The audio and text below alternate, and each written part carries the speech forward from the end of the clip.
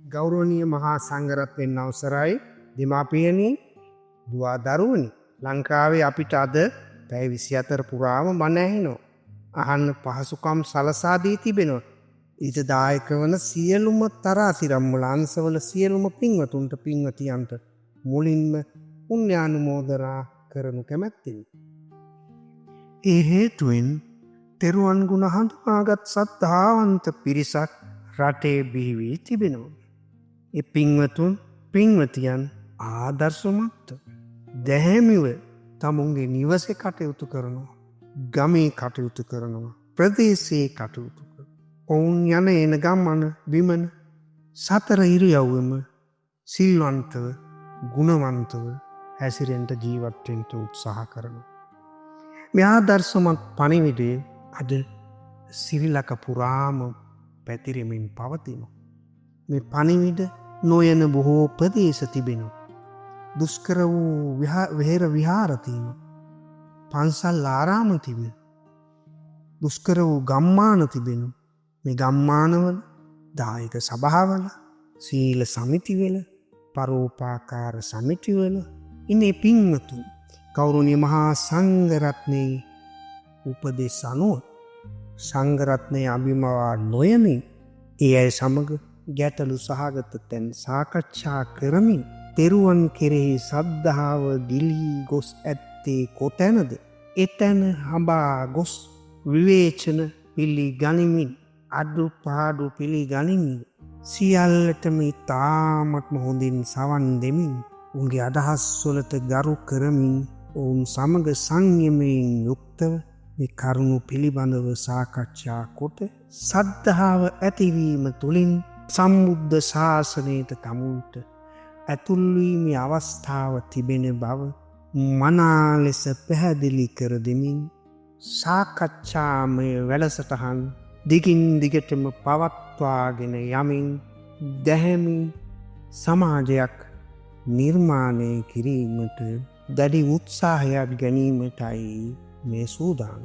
එනිසා දැහැමි රටක් උදෙසා කැපවන සිල්ගුණ පිරි ශ්‍රී ලංකා වැඩසටහන නිර්මාණය කිරීමට දැනට වසර 3කට පමණ පෙර මා තීන්දුව කළා. ඒ වගේම ගෞරවනීය කළුගහ කතුර සුදර්ශනාරාම පුරාණ විහාරස්ථානයේ විහාරාධිපති අතිපූජ්‍ය එල්පිටියේ සුමේද ලොකු හාමුදුරන් වහන්සේගේ ආශිර්වාදයෙන් ඒ කටයුතු ආරම්භ කොට ගමේ පන්සල ආශ්‍රිතව ගමේ පන්සල් ආශ්‍රිතව කෙරෙන පින්කම් සියලු ආගමික කටයුතු ශාසනික කටයුතු වලට සම්බන්ධ වෙමින් සද්ධාව ඇතිවන පරිදි කටයුතු කරමින් මහා සංඝරත්නයෙන් ඈත්තුණු බොහෝ පිරිසක් ඔවුන්ගේ නැති වූ සද්ධාව යටගිය සද්ධාව උපනංවා ගනිමින් ඉදිරියට පැමිණෙමින් මහා සංඝරත්නය සමග සම්බුද්ධ ශාසනය සමග කටයුතු කරන්නට මේ වන විටත් එකතු වී තිබෙනවා. මේ ක්‍රියාදාමය දිගින් දිගටම හැකි අයුරින් කරගෙන යන මේ මොහොතේ ජාතික වශයෙන් පින්වන්ත ඔබ සමග මේ මාධ්‍ය හරහා සම්බන්ධ වීමට මා උත්සාහයක් ගත්තා. ඒ ප්‍රතිඵලයයි මේ ඔබට මුදා හරින්නේ.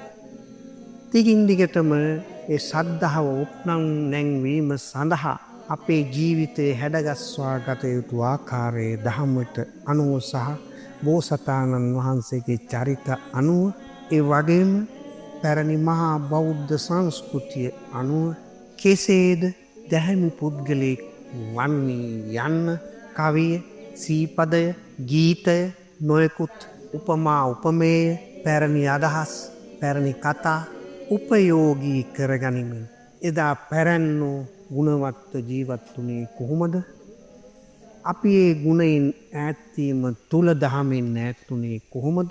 ප්‍රශ්න ගැටලුවට මුහුණ දී අද සමාජය ඉස්ලූලුවත අස්වැයාට කැරත් අලය එල්ලුවා මෙන් මේ කාර්ය බහුල ලෝකයේ ගමන් කරන්නේ කොහොමද මිදෙන්නේ කොහොමද යන්න පිළිබඳව දහම අනුව හැකියාකාරයෙන් අබටක් තරම් හෝ පැහැදිලි කර දෙමින් මේ සාකච්ඡාමය වැඩසටහන් ඉදිරියට ගෙන යන්නටයි මේ සූදානම්.